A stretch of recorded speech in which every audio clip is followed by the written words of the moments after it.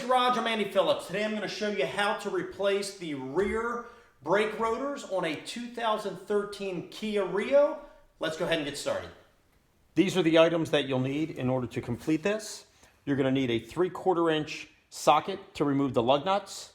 Also a 14 millimeter socket to remove the caliper and caliper bracket bolts. And then you will also need, not really need, but it's helpful if you have a Phillips head bit that you can put on an impact wrench or a ratchet to get off the Phillips head screw from the rotor itself. If not, you can also use just a regular Phillips screwdriver. Breaker bar comes in handy if you need to break loose any of the lug nuts or bolts. If you have the impact wrench, that helps. Highly recommend it if you want to see my product review on this. This is the Chicago Electric 120 volt electric impact wrench. It's not very strong, but it does come in handy and it does do the job. So if you have one of these, awesome. If not, you can use a breaker bar. If you don't have one and you want to consider purchasing one, you can check out my link above on the product review I did on this. Very good stuff. Also need a mallet or a hammer. Sometimes these rotors are seized on there. You need to give them a good bang to break loose any of the rust or whatever is gripping them on there to get them loose. And then you also need a ratchet. Last but not least, you also need the replacement rotors. This particular ones here I picked up at AutoZone. I believe they were $58.99. I'll put the actual price along the bottom. But you can pick these up at AutoZone, Advanced Auto, places like that. They're anywhere in the range of around $60, give or take. If you order them online from other sources, you could probably get them even cheaper. But in this case, I had to get them, didn't have the time to wait, so I had to buy them over the counter. So these are all the components we'll need. Let's go ahead and get the wheel off so we can get started.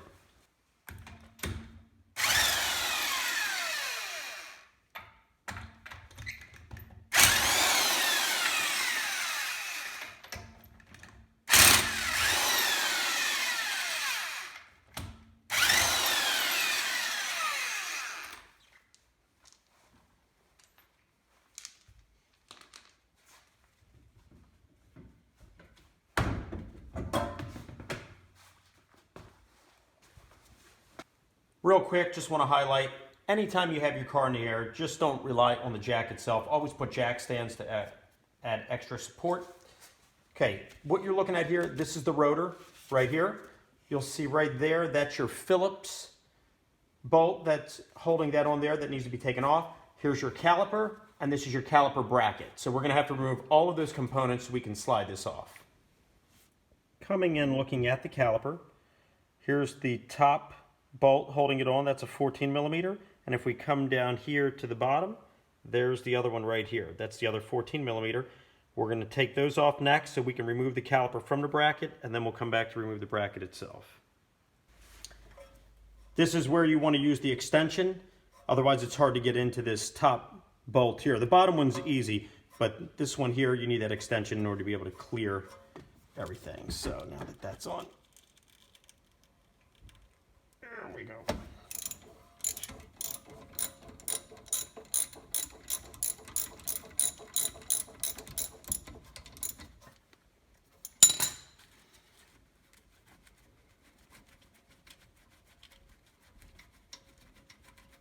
Make sure you put these in a place where you don't lose them.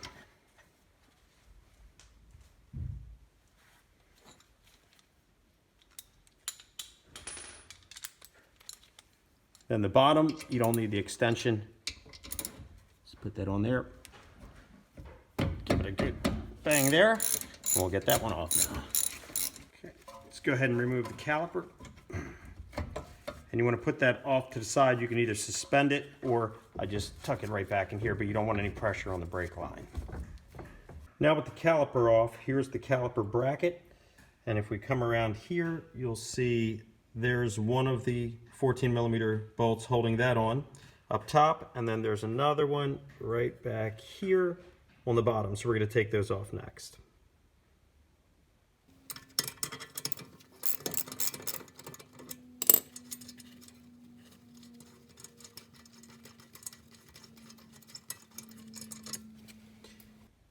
Here's the bottom one right here.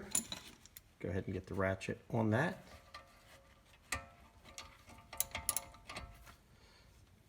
Good. All right, there we go.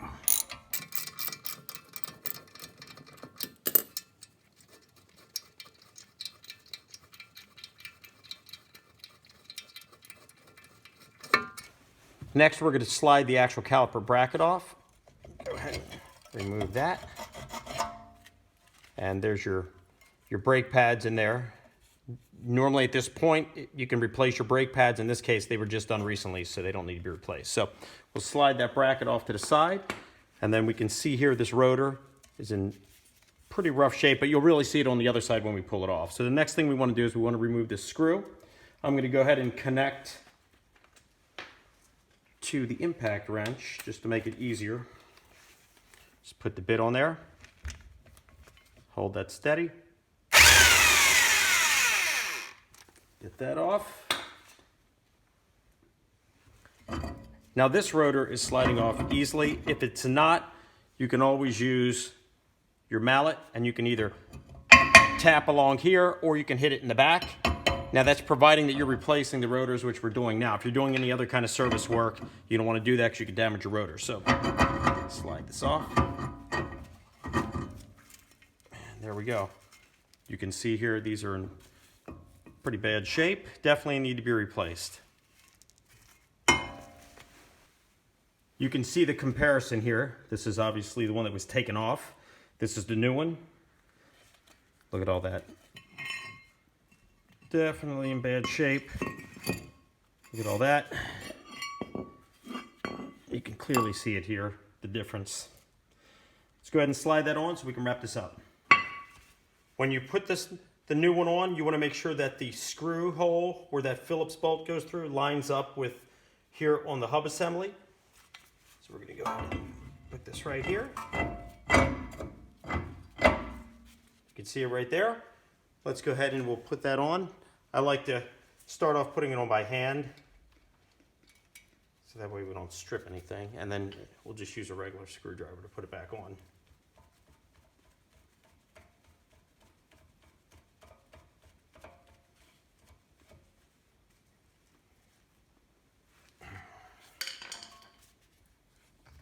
Nice. Let's go ahead and put the caliper bracket back on, and then we'll also put the caliper and the brake pads back on. I'm not going to go through all of that, so we're just going to go ahead and turn the camera off right now. I'm going to put all that back on and we'll be back.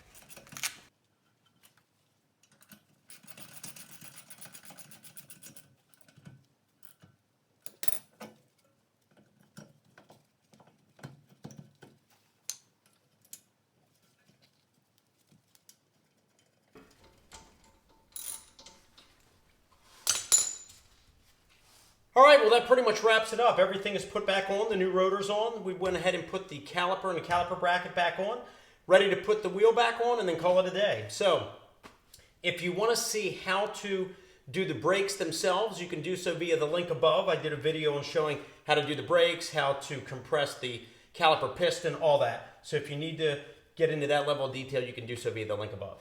That pretty much wraps up this video on how to replace the rear rotor on your Kia Rio 2013 EX. Please send me any questions, any comments. I hope this video was informative. I hope it was helpful for you. As always, I appreciate all the support. So please like this video, subscribe to this channel, and I'll see you next time.